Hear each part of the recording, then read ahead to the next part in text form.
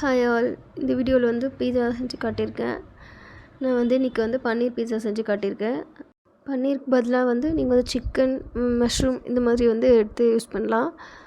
இப்போ பீஸா எப்படி செய்கிறதுன்னு பார்க்கலாம். அதுக்கு வந்து 200 ml வந்து நான் வார்ம் வாட்டர் எடுத்திருக்கேன். கை வச்சு பொறுக்கிற அளவுக்கு ரொம்ப வார்மாக இருக்கணும். அதில் வந்து 2 ஸ்பூன் சுகர், அப்புறம் வந்து 1.5 ஸ்பூன் வந்து ஈஸ்ட் வந்து சேர்த்துருக்கேன். ரெண்டும் நல்லா மிக்ஸ் பண்ணி விட்டுட்டு அது வந்து ஒரு 5 மினிட்ஸ் வந்து ரெஸ்ட்டில் விட்டுடுங்க. ஈஸ்ட் வந்து ஆக்டிவேட் ஆகி வரணும். அதுக்குள்ளே வந்து நம்ம வந்து பீஸாக்கு தேவையான ஆல் பர்பஸ் ஃப்ளார் மைதா வந்து ஒரு 300 கிராம் வந்து நான் எடுத்திருக்கேன்.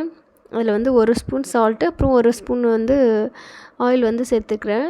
ரெண்டுத்தையும் வந்து நல்லா வந்து நல்லா மிக்ஸ் ஆகிட்டு ஈஸ்ட்டு ஆக்டிவேட் ஆகிட்ட பிறகு வந்து ஈஸ்ட் வாட்டர் வந்து சேர்த்து கொஞ்சம் கொஞ்சமாக வந்து நம்ம வந்து மிக்ஸ் பண்ணணும். இப்போ வந்து ஈஸ்ட் ஆக்டிவேட் ஆகிடுச்சான்னு பார்க்கலாம். ஈஸ்ட் எப்படி ஆக்டிவேட் ஆகணும், இந்த மாதிரி நுர மாதிரி பொங்கி வந்துருந்துச்சுன்னா ஈஸ்ட் வந்து ஆக்டிவேட் ஆகிடுச்சின்னு அர்த்தம்.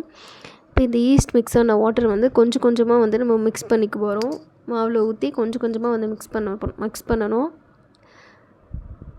ஒரு 10 நிமிஷத்துக்கு வந்து நல்லா கைவிடாமல் வந்து மிக்ஸ் பண்ணி விடணும். அப்போ தான் வந்து பீஸாவோட பேஸ் வந்து நல்லா சாஃப்டாக வரும்.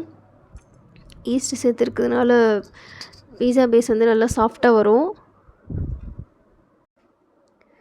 எனக்கு வந்து கொஞ்சம் வாட்டரியாக இருந்ததுனால வந்து நான் கொஞ்சமாக மாவு பிசையும் போது வந்து தூவி விட்டுக்கிட்டேன். அந்த மாதிரி அட்ஜஸ்ட் பண்ணி உங்களுக்கு எப்படி இருக்கும்னு பார்த்து நீங்கள் வந்து மாவு அட்ஜஸ்ட் பண்ணிக்கோங்க. நல்லா கை இந்த மாதிரி வச்சு தொட்டு பார்த்தா வந்து மாவு வந்து ஒட்டாமல் வரணும். இது வந்து ஒரு 1.5 மணி நேரம் இல்லை 2 மணி நேரம் வந்து அப்படியே க்ளோஸ் பண்ணி விட்டுடணும். அது வந்து அப்படியே டபுள் ஆகி வரணும். அந்த சைஸ் வர வரைக்கும் நம்ம வந்து க்ளோஸ் பண்ணி விட்டுடணும். அது வந்து 2 ஹார்ஸில் வரும்.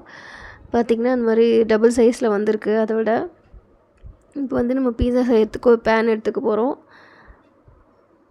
அந்த பேனில் வந்து சும்மா லைட்டாக வந்து ஒரு 2-3 சொட்டு வந்து ஆயில் விட்டு நான் வந்து ஒட்டாமல் வரத்துக்காக தேய்ச்சி விட்டுக்கிறேன்.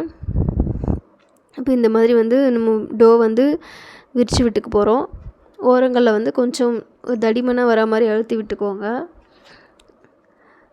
அப்போ தான் சைடில் மட்டும் உப்பி வரும். இந்த மாதிரி ஃபோக் வச்சு அங்கங்கே குத்தி விட்டுக்கணும். ஏன்னா நடுவிலலாம் உப்பி வராமல் இருக்கும். இப்போ வந்து பீஸா சாஸ், இது வந்து வீட்டில் செஞ்ச ஹோம்மேட் பீஸா சாஸ் தான். இந்த ரெசிபி வந்து நான் உங்களுக்கு ஷேர் பண்ணுறேன். இது வந்து ஃபுல்லாக அப்ளை பண்ணிக்கலாம். அதுக்கு மேலே டாப்பிங்ஸுக்கு வந்து onion, yellow capsicum, red capsicum, அப்புறம் க்ரீன் கேப்சிகம், அப்புறம் வந்து நான் வந்து ஹோம்மேட் பன்னீர் வந்து யூஸ் பண்ணியிருக்கேன். சாஸ் அப்ளை பண்ணதுக்கப்புறமா வந்து சீஸ் வந்து நான் வந்து கிரேட் பண்ணி தூவி விட்டுக்கிறேன். ஆனியன், அப்புறம் வந்து இந்த கேப்சிகம் ரெட்டு, க்ரீன், எல்லோ 3 கேப்சிகமும் நான் வந்து வச்சுக்கிறேன். இது வந்து சீஸ், இதெல்லாம் பன்னீர், அப்புறம் வந்து ஹோம்மேட் பன்னீர் வச்சதுக்கப்புறமா வந்து சீஸ் வந்து நான் போட்டு விட்டுக்கிறேன். எனக்கு கொஞ்சம் சீஸியாக இருக்கணுன்றதுக்காக. அதுக்கப்புறமா நான் வந்து இட்டாலியன் சீசனிங் எடுத்திருக்கேன். நான் வந்து மிக்ஸ்டு ஹர்ப் தான் எடுத்திருக்கேன். அதையும் கொஞ்சம் சேர்த்துட்டு இப்போ அவனில் வந்து 230 டிகிரி செல்சியஸ்க்கு 15 to 20 மினிட்ஸ் வந்து நான் வந்து அவனில் வச்சு எடுத்துக்கிறேன். அவன் வந்து 5 மினிட்ஸ் வந்து ப்ரீஹீட் பண்ணி வச்சுக்கோங்க. 20 மினிட்ஸ்க்கு அப்புறமா பீஸா ரெடி. இந்த வீடியோ உங்களுக்கு பிடிச்சிருந்துச்சுன்னா என்னோடய சேனல் வந்து நீங்கள் சப்ஸ்கிரைப் பண்ணி வச்சுக்கோங்க. கூடவே வீடியோவை லைக் பண்ணிவிடுங்க. தேங்க்ஸ் ஃபார் வாட்சிங். பாய்.